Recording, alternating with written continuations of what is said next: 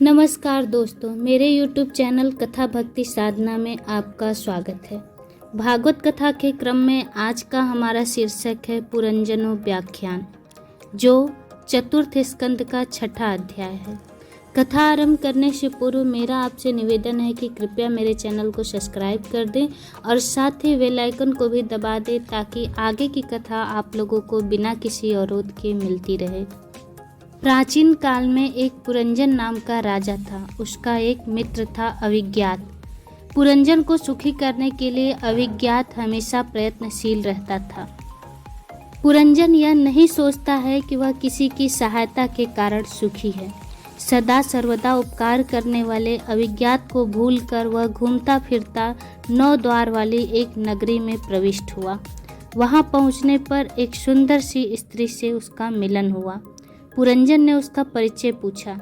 स्त्री ने कहा, मैं यह तो नहीं जानती कि मैं कौन हूँ, किंतु मैं तुम्हें सुखी अवश्य रखूंगी।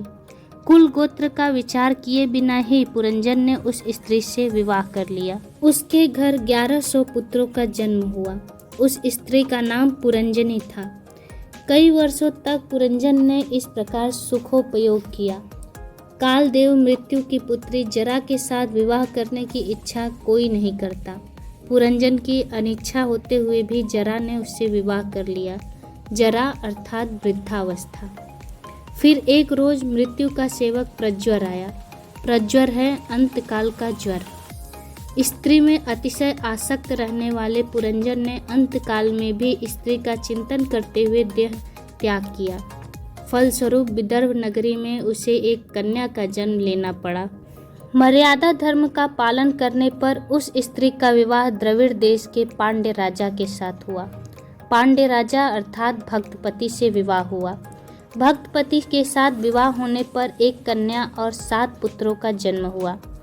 एक बार पति की मृत्यु के समाचार से दुखी हुई उस कन्या को परमात्मा ने सद्गुरु के रूप में आकर बोध दिया।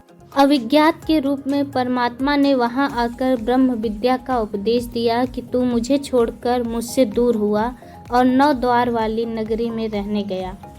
तब से तू दुखी हो रहा है। तू अपने स्वरूप को पहचान। पुरंजन प्रभु के सम्मुख हुआ।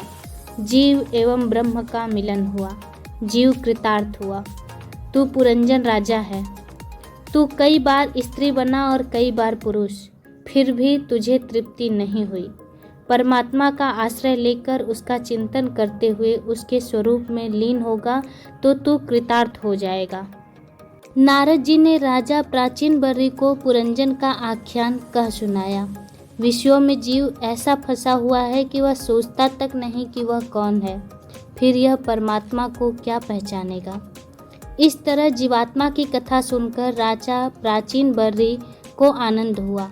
अब मैं मात्र यज्ञ नहीं करता रहूँगा। वे अब भगवत चिंतन करते हुए भगवान में लीन हो गए। कथा मनुष्य को उसके दोषों से परिचित कराती है और मुक्त भी कराती है।